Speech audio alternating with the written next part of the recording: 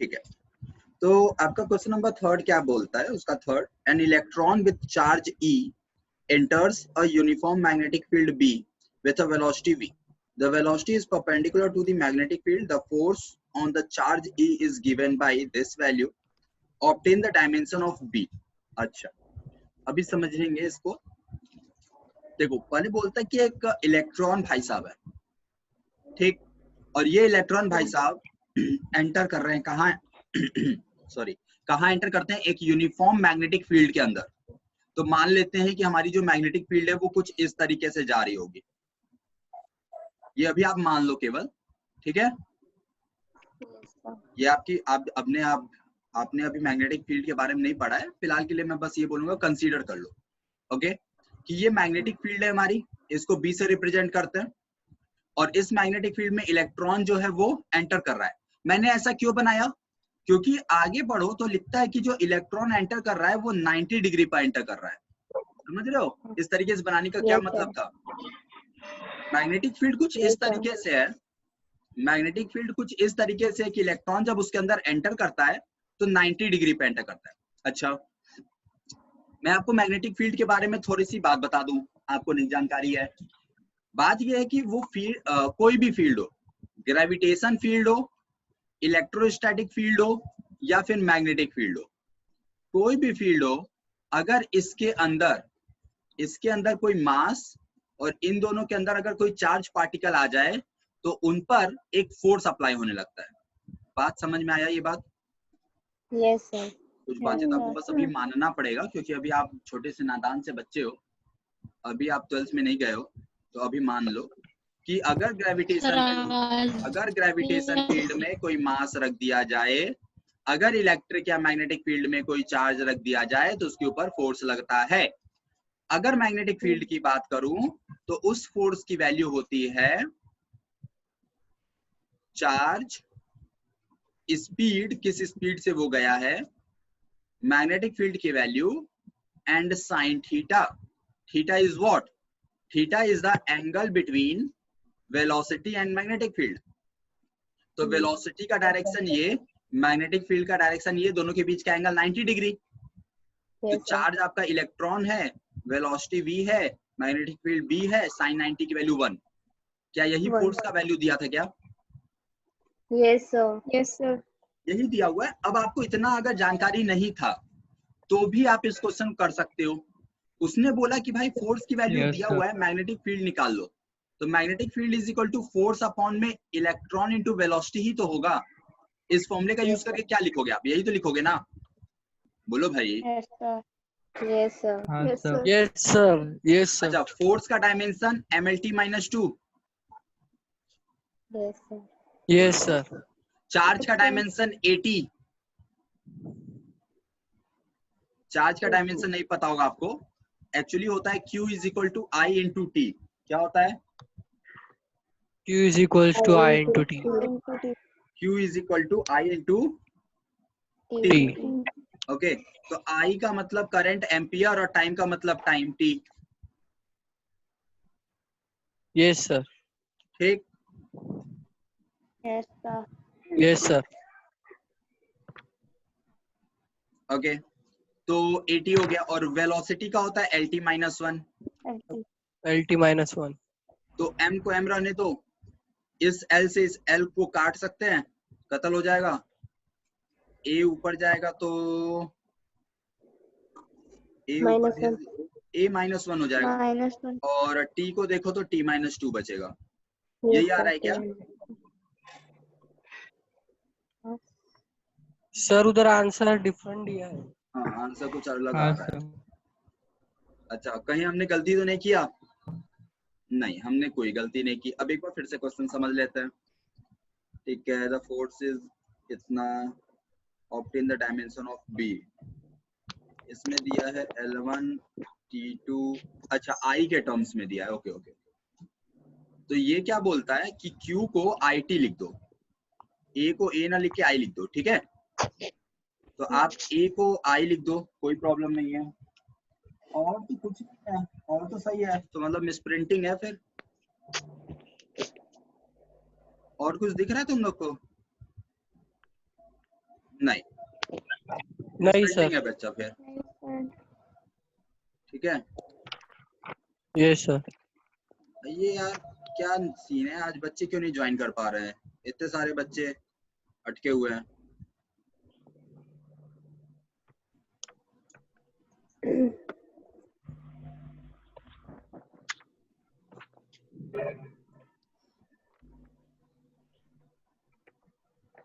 काफी सारे बच्चे अभी भी इसी में अटके हैं।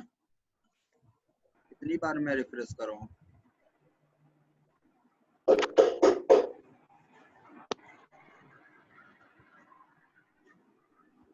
चलो आगे नेक्स्ट क्वेश्चन बोलो। फोर्थ। फोर्थ, इसी थर्ड का फोर्थ? हाँ या नहीं?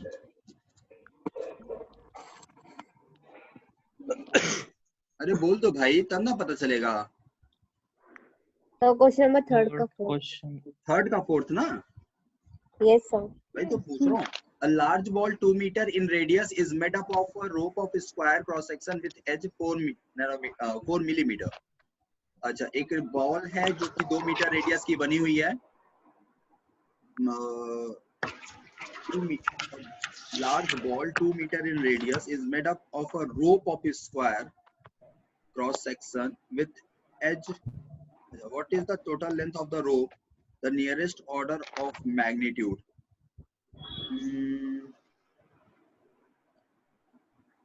इसका सेंटेंस नहीं क्लियर हुआ मुझे। A large ball 2 meter in radius is made up of a rope of square, मतलब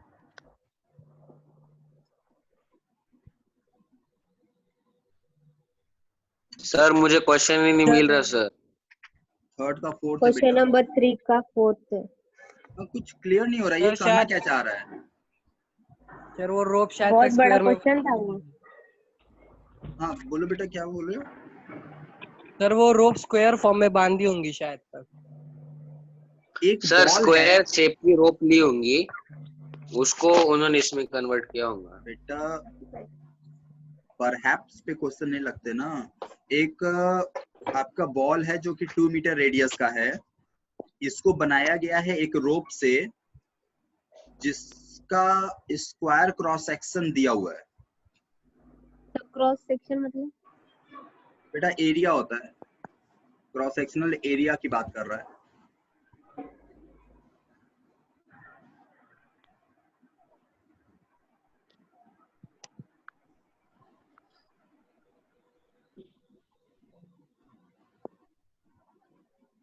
आज क्या प्रॉब्लम है, आज बच्चे ज्वाइन नहीं कर पा रहे हैं क्लास को क्या? ये बार बार ज्वाइनिंग लिख के आ रहा है।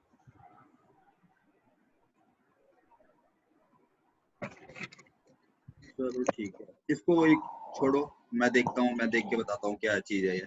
क्वेश्चन का मतलब पहले पता तो चले फिर तो बताऊं मैं। नेक्स्ट बोलो। एक मिनट, जल्दी जल्दी बोलो बच्चा। तो क्वेश्चन नंबर 6। क्वेश्चन 6? नहीं fifth. Fifth. Nuclear radius capital R has a dependence on mass number, ठीक है। For a nucleus of a mass इतना, obtain the order of magnitude of R expressed in meter. Meter. Okay.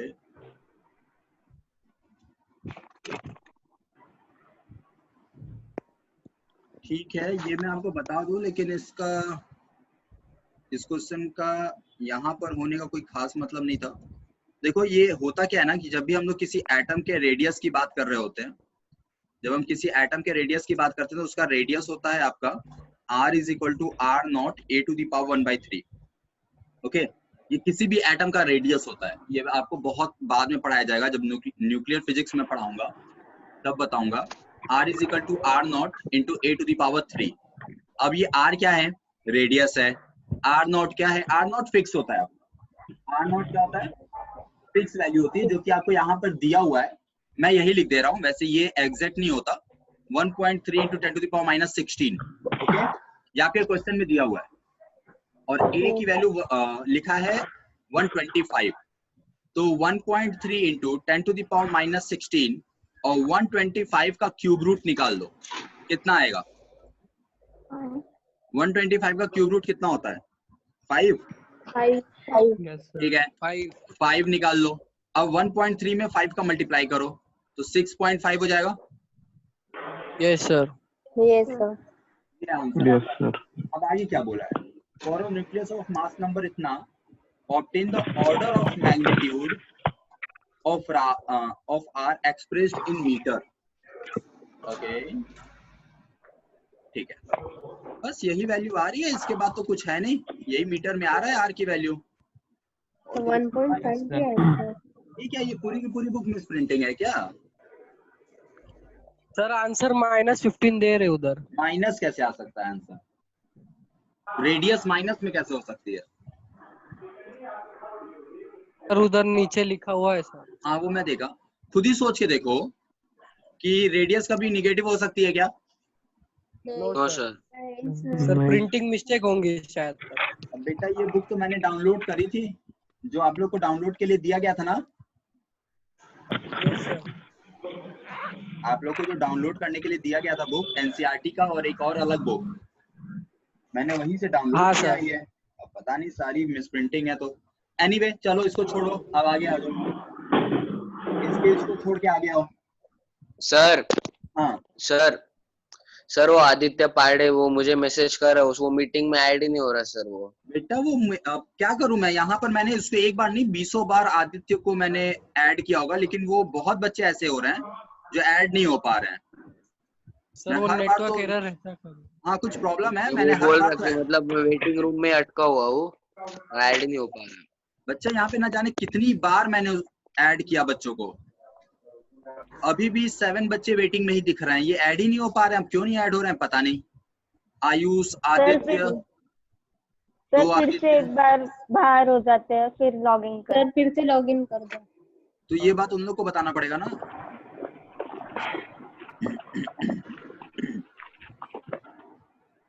मैं क्या कर सकता हूँ, चलो अब हम लोग आगे बढ़ते हैं, जल्दी जल्दी क्वेश्चन करो बच्चा, क्योंकि अभी वैक्टर पढ़ाना है।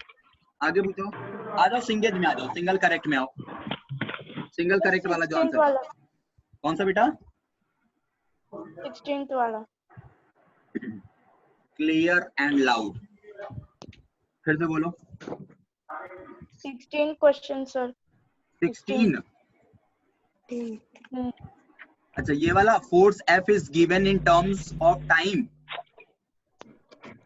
नहीं सर वो डायमीटर ऑफ स्फीयर वाला। सर वो आ गया। बेटा 16 ही बोला है ना तुमने? सर क्वेश्चन सर 3 आपका 16। Diameter sir question 3, sir question 3 का बोल रही है। क्वेश्चन 3 यहाँ पे पेंडुलम वाला दिया हुआ है। तो क्वेश्चन नंबर 3 16 वाला डायमीटर दिया है 2.14। अच्छा 3 का 15, ओके ओके ओके ओके। हाँ अच्छा वॉल्यूम ऑफ स्फीयर फाइंड करने बोला है। 3 का 15 नहीं 16, ठीक है। The diameter of sphere is this, calculate the volume of sphere of the correct. देखो ये वाला मैंने एक क्वेश्चन कराया था आपको, याद होगा, क्यूब वाला। इसका क्या दिया है, डायमीटर दिया है आपको, डायमीटर की वैल्यू है 2.14 सेंटीमीटर, है ना? इससे रेडियस निकाल दो, रेडियस हो जाएगा 1.07 सेंटीमीटर। 1.07। Yes yes sir. आगे बोलता है calculate the volume of sphere, तो volume of sphere is what? 4/3 pi r cube. 4/3 pi r cube. Sir answer 5.128 आ रहा है, जो 5.13 लेंगे। अब इसको एक बार सॉल्व करो, कितना आ रहा है? सर 5.128। 5.128 आ रहा है। हाँ Yes, सर। बेटा अब क्योंकि आप यहाँ देखो, यहाँ पे अच्छा। कितने सिग्निफिकेंट नंबर हैं 3। बताओ? 3 सिग्निफिकेंट नंबर है ना? Yes sir. बोलो बच्चा। तो यस सर। हमें भी क्या करना होगा, 3 सिग्निफिकेंट नंबर लेना होगा। तो 3 सिग्निफिकेंट नंबर लेने के लिए क्या कर दें, इसको राउंड ऑफ कर दें, तो लास्ट में 8 है। Yes sir. 8 को क्या कर देंगे 5.1, इसमें ऐड कर दो 3 हो जाएगा। क्लियर है? Yes sir. Yes, अरे sir. आपको मैंने राउंड ऑफ करना सिखाया था ना। Yes, sir. 5.128 है। अगर मैंने बोला था कि 2 डिजिट को करना हो तो 50 सोचोगे, 1 डिजिट को करना हो तो 5 सोचो। 5 से बड़ा है तो एक ऐड कर दो, 5 से छोटा है तो छोड़ देंगे। नहीं समझ में आया? Sir, आया समझा. सर, चमका सर। हाँ अच्छा आगे बढ़ो, जल्दी So जल्दी बढ़ो question आगे। number 6. Question number 3 6.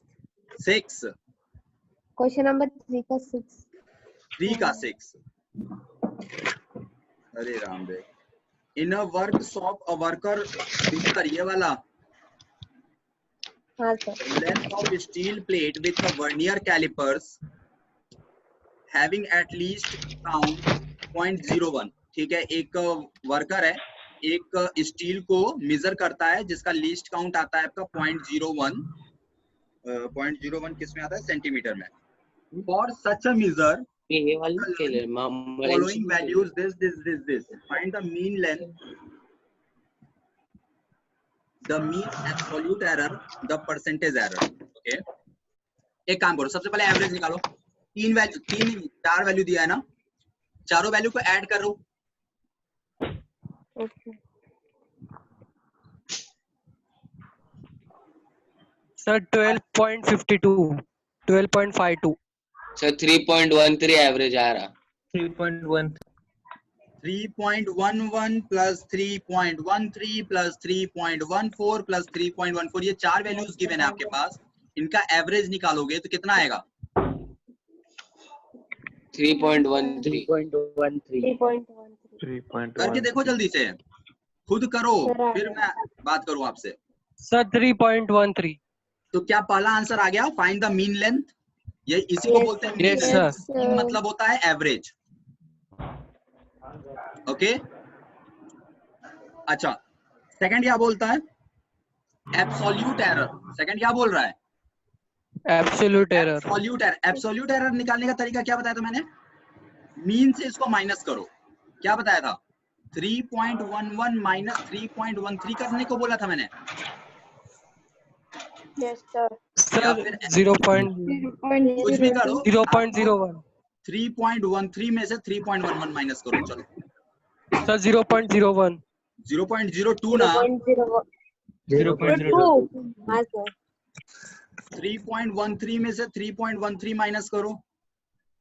0 3.13 में से 3.14 माइनस करो। -0.01 0.1 minus -0.01। 0.01.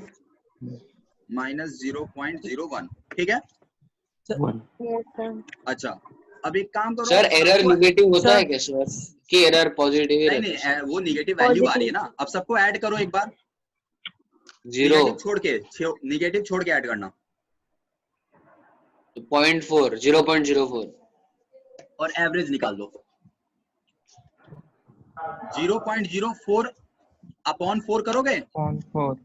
Yes sir. Absolute error के लिए 0.01. 0.01। आगे आंसर। Yes, sir. सर अच्छा अब परसेंटेज एरर की बात करते हैं। एब्सोल्यूट एरर को ऊपर लिखा, आर एवरेज कितना आया था? आर एवरेज को नीचे लिखा इनटू 100। कैलकुलेट करो।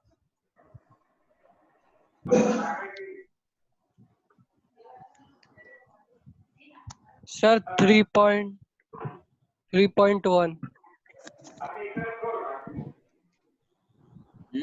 3.1 नहीं आएगा।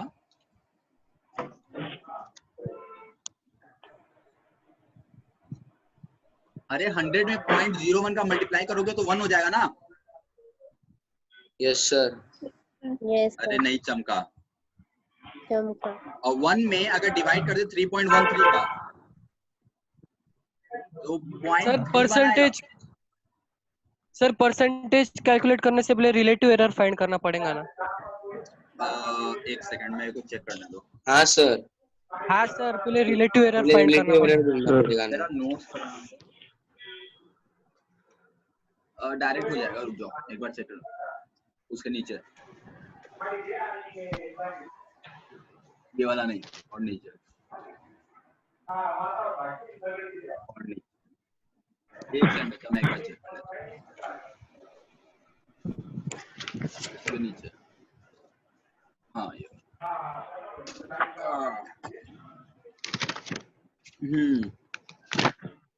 Del R average upon R average से तो निकलता है। एब्सोल्यूट एरर तुम लोगों ने निकाला ना? हाँ Yes. Yes sir. Yes, sir. सही है बच्चा, आ जाएगा इससे। तुमने एब्सोल्यूट एरर निकाल लिया ना? देखो ना, एब्सोल्यूट एरर जो निकाले हो अपॉन तुमने ये जो मीन वैल्यू निकाली बच्चा, इसको सॉल्व करो, ये आंसर आएगा। ये जो आया है वो सही आया है, मत परेशान हो। ओके, ये करेक्ट है।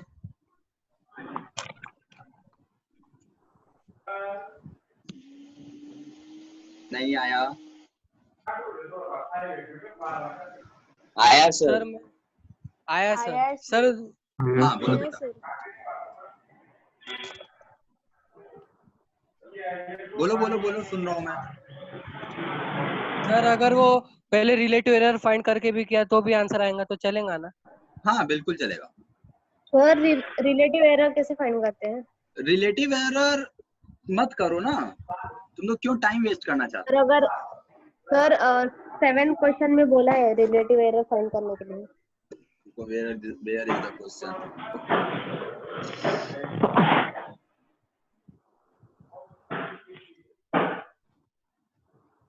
परसेंटेज बोला 7 में कहाँ गया? ठीक है, एब्सोल्यूट एरर निकालो, रिलेटिव एरर निकालो, परसेंटेज एरर निकालो। ठीक है, देखो रिलेटिव एरर और परसेंटेज एरर में फर्क सिर्फ इतना होता है, रिलेटिव एरर में आप ये वैल्यू निकालते हो, मैं तुमको बता दूं, कुछ है नहीं। रिलेटिव एरर का मतलब ये होता है, समझ रहे हो?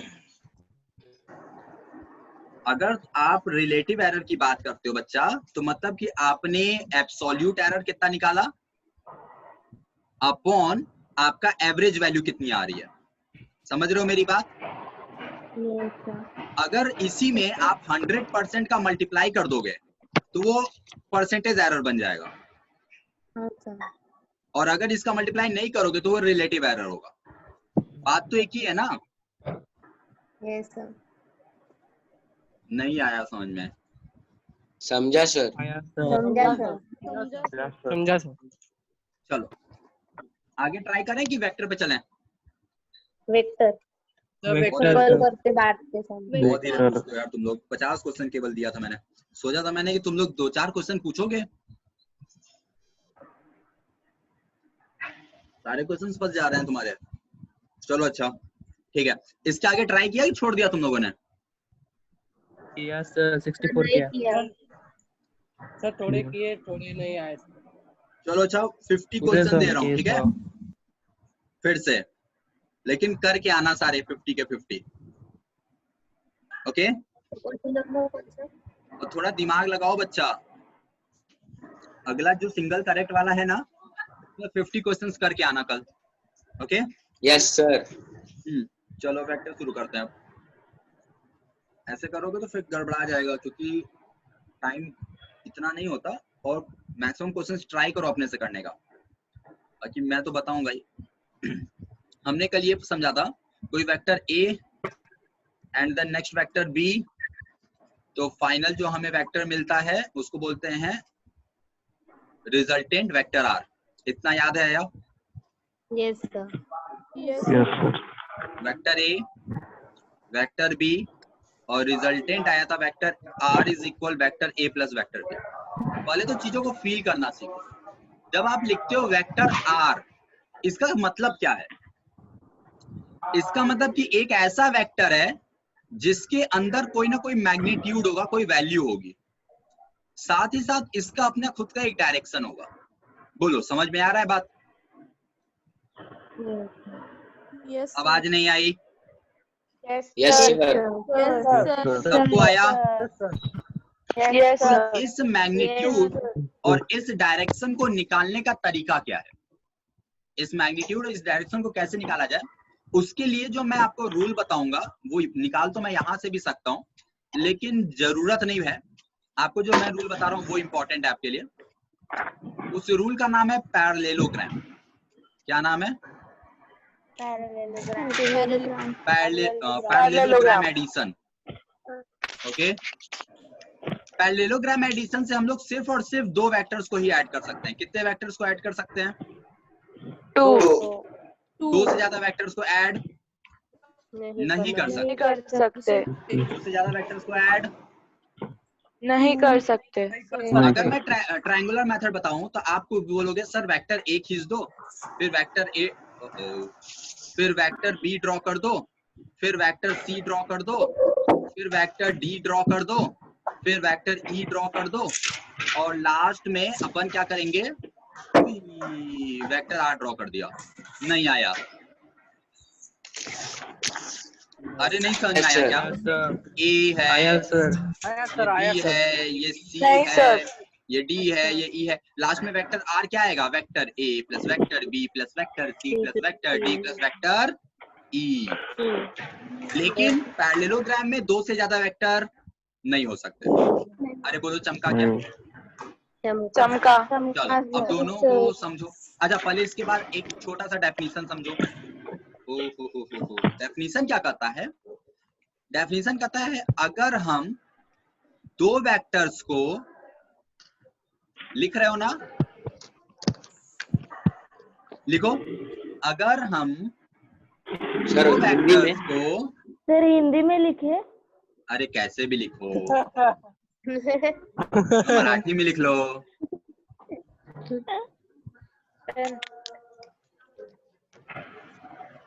अगर हम 2 वेक्टर्स को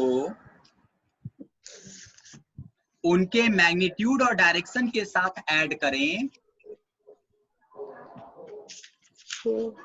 when we add 2 vectors with the magnitude and their respective directions,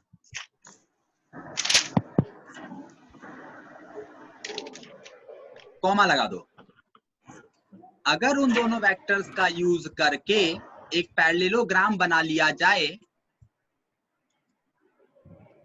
अगर उन दोनों वेक्टर्स का यूज करके एक पैरेललोग्राम बना लिया जाए, तो दोनों वेक्टर्स का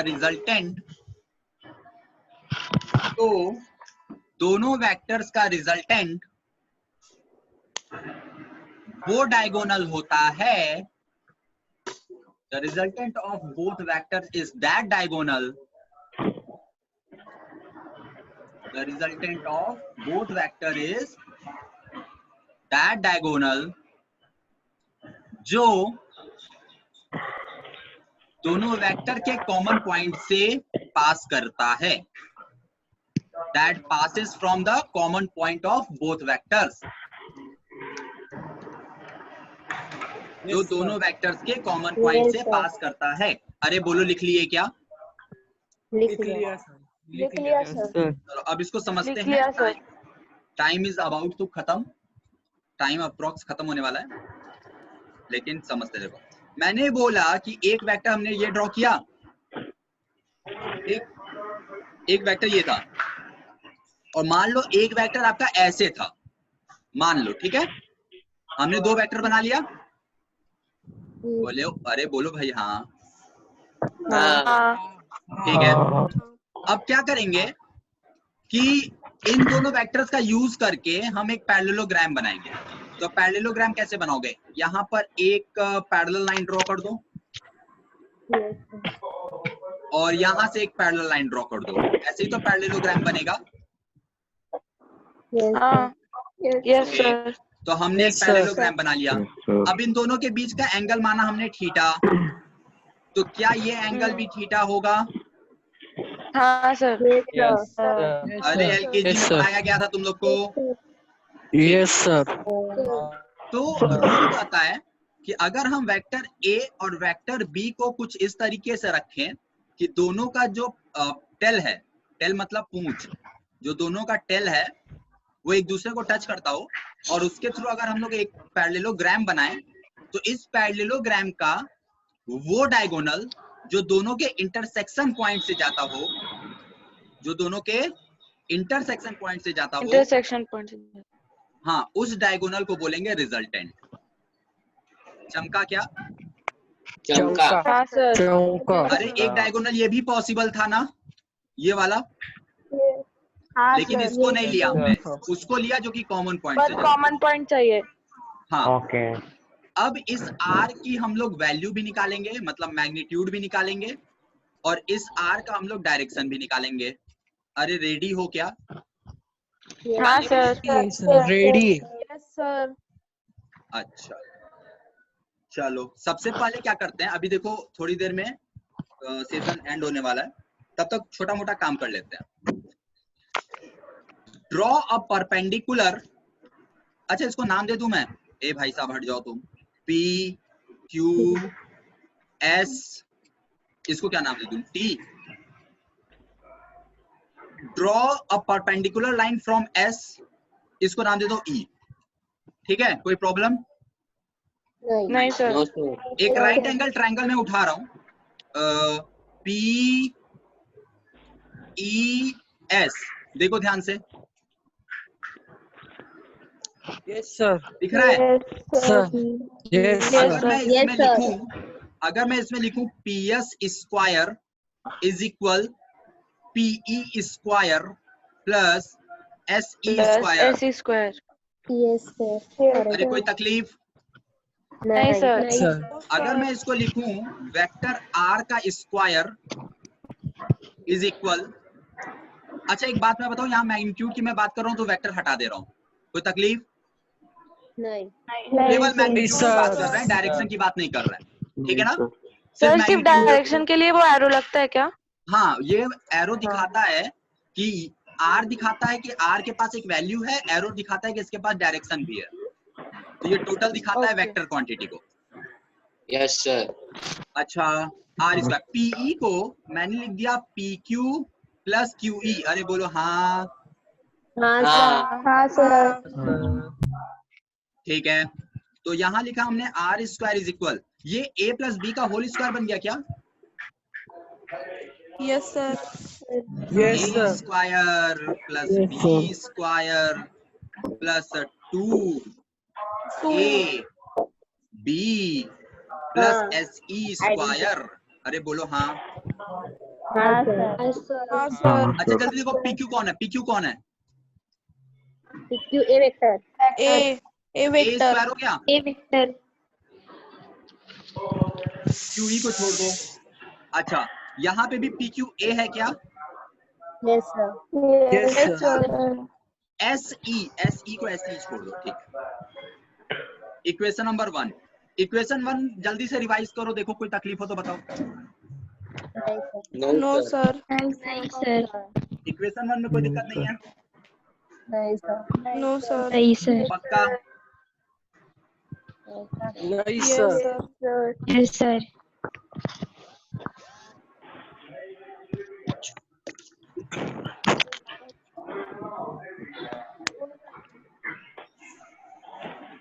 ओके, अब सेशन के बाद में बताऊंगा, अभी इतना तुम लोग अच्छा तुम लोग के जिम में देता हूँ क्योंकि 2 ही 3 मिनट बचा है। अब ट्रायंगल उठा लो, इसको याद रखना, इक्वेशन 1 को, ठीक है? ट्रायंगल लो तुम SQE, क्या ले लो? SQE में एक बार QE की वैल्यू निकालो और एक बार SE की वैल्यू निकालो। चलो जल्दी से तुम लोग निकालो, फिर मैं बताता हूँ सेशन एंड करके। निकालो जल्दी, बताओ क्या आ रहा है।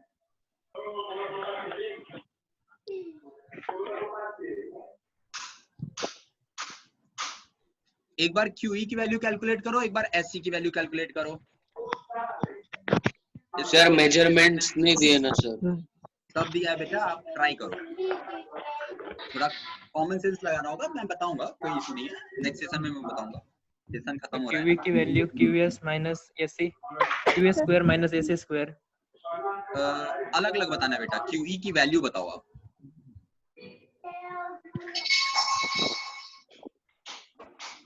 अच्छा हिंट करूं? Trigonometric ratio. हिंट करूं? सर हिंट दो। PE minus PQ. ना ना ना ना, थीटा के टर्म्स में बताओ। Yes sir Sir, sir sir. Yes sir sir. B cos QE cos theta. QE हाँ।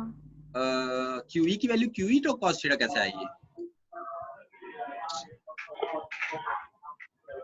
Sir E cos theta sir sin theta into sir QS. sin theta Sin theta into QS. नहीं, QS sin theta into QS. QS into sin theta, cos theta आएगा Yes sir. ये cos theta आएगा, ये cos theta आएगा ना। So sin cos cos तो cos नीचे का साइन आएगा cos cos sir cos cos. ये साइन है हाँ, ये side. opposite. अब सही है क्या? हाँ Yes सर sir. तो अब तो तुम लोगों को समझ में आ गया कि तुमने थीटा यूज करके कैसे निकाल लिया, कोई प्रॉब्लम? यस सर नहीं No, अच्छा एक sir. बात ध्यान से देखो, जो QS है उसको क्या मैं B लिख सकता हूँ क्या? Yes sir yes sir yes sir ध्यान से- अरे पैरेललोग्राम है भाई, तो दोनों साइड्स इक्वल होंगी ना। साइड से बता रही हूँ बहुत जोड़ी नहीं आया, सर आया Sir समझा. पैरेललोग्राम सर, है, आया। पैरेललोग्राम में आया। जो QS है वो चमका PC सर। है ना। हाँ सर अपोजिट साइड से Yes, पैरेललोग्राम अब जरा ये B हाँ, cos sir. थीटा और B sin थीटा इक्वेशन 1 में पटको तो जल्दी से पटको। Yes sir.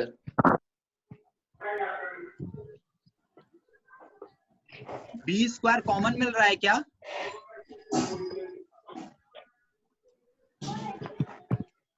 Yes sir. B नहीं स्क्वायर एक मिनट सर सर सेपरेट करना पड़ेगा ना R इसको. Square is equal to A square plus B square cos square theta plus 2AB cos theta plus Plus B B square square sin sin square theta. B square common नहीं मिल रहा क्या इसमें से और इसमें से? Yes sir, मिल रहा हाँ सर. सर तो R square is equal A square, दोनों में से कॉमन लोगे तो 1 हो जाएगा। B square plus 2AB cos theta. अरे आया क्या? Yes हाँ sir. सर यस सर सबका आया क्या? यस आया सर सर. यस सर ये है बेटा तुम्हारा रिजल्टेंट। ये क्या है?